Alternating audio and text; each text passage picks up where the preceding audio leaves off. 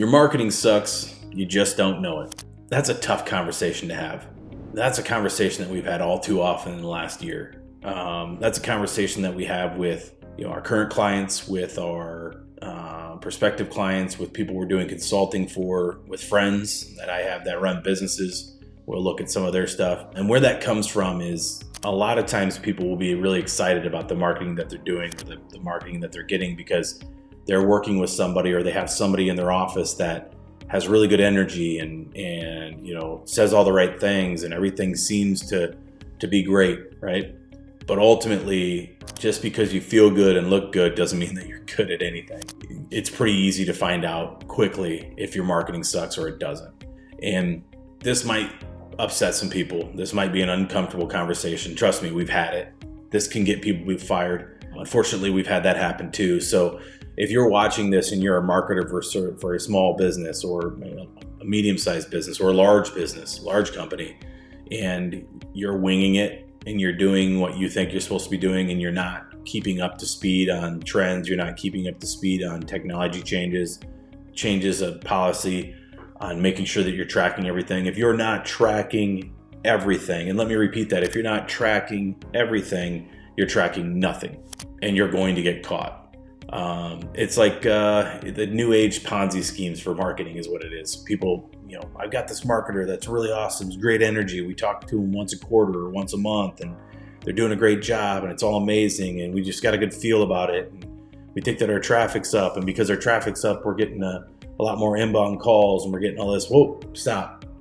You don't have to think about it. You can actually track that. You can track where your phone calls are coming from. You can see if they're coming from Google, from YouTube, from Facebook, from Twitter, from a billboard, from call signs, from flyers, from mailers. You can track all of that.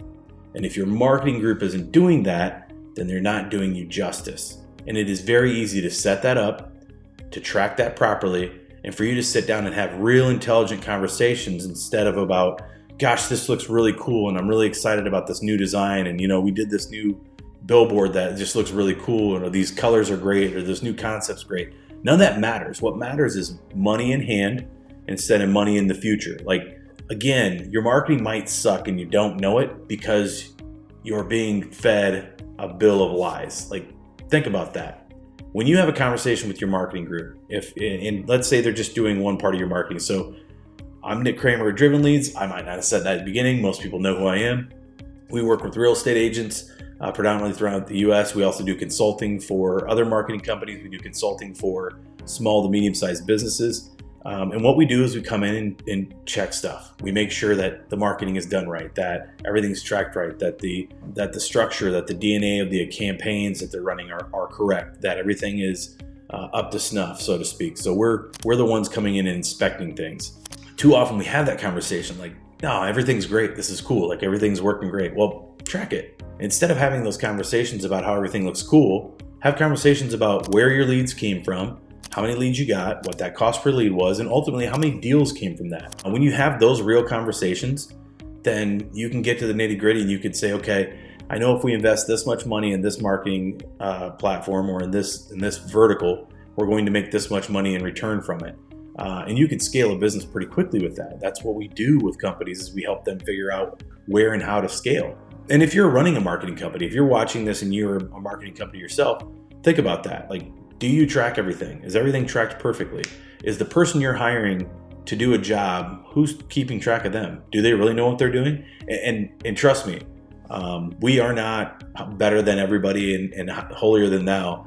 I've had to fire people because I was under the impression they were doing right by it. And then when we started checking some of the accounts, it was all trash and it wasn't done right.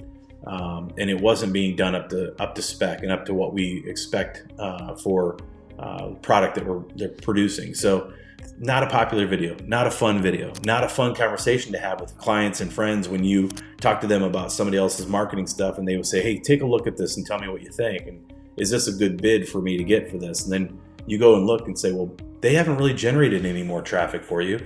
And honestly, they're not pointing them in the right direction and you're landing on a really bad landing page and they're not tracking whether there's a lead or not. So I can't tell you if it's working. I can tell you that it's not done right.